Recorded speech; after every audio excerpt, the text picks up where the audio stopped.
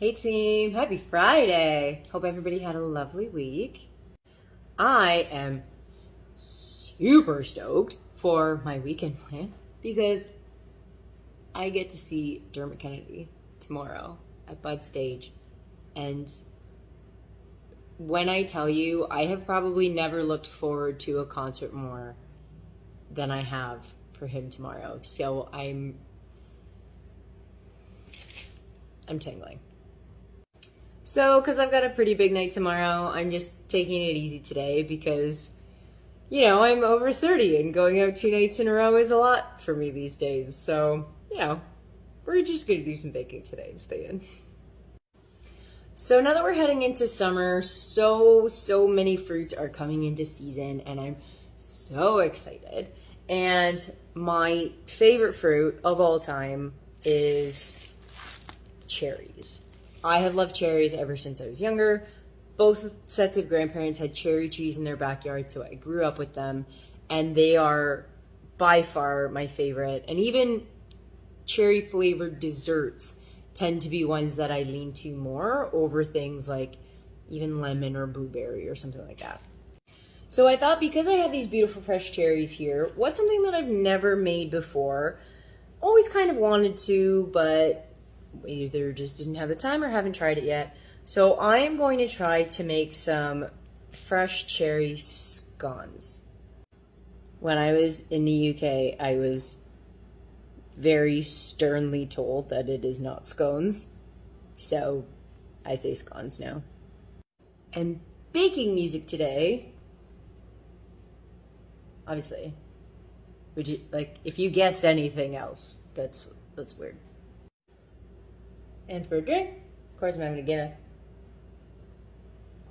Wasn't actually going to, given summer and heat and everything else, but I'm going with my brother and sister-in-law tomorrow, and she is pregnant, and one of her favorite desserts that I've made before are my triple chocolate Guinness cookies, so I'm gonna make a batch of those too. Okay, so to the bowl we have almost 4 cups of flour, just shy, couple teaspoons of baking powder, pinch of salt, and about 1/3 of a cup of sugar. And so what we're gonna do is we are going to cube up about 1/3 of a cup of butter, and we are going to slowly, with our fingers, mix it into the flour so that it becomes a nice kind of sandy texture, and that's what gives the scones their flakiness. So we've got our nice sandy texture, so we just added in our chopped and pitted cherries. So you need maybe a cup. This recipe is only going to yield about 8 scones, so you don't need a huge amount of cherries because you don't want to overwhelm the dough. In a separate bowl, we've got 1.5 eggs and about 3/4 of a cup of milk. How do you get 1.5 eggs? Well, you crack an egg, whisk it, and you split it in half. And then you add another egg. We're going to need that other half an egg to coat the top of the scones later so that they'll brown nicely in the oven. And we are going to add this to our lovely cherry mixture. Had to tie my hair up because dough is a messy business. So after we've got it all pretty well mixed, we're going to pour it out onto a floured surface so you guys can see. And we're not going to do too much mixing here. We're just going to make sure that it's formed into a nice sort of round ball. Lisa, how do you make scones look like triangles? Well, I'm going to show you.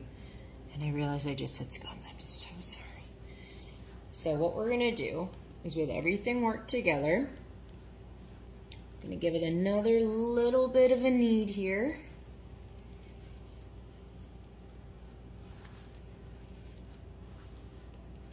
And the cherries just popping out of there too, it's awesome.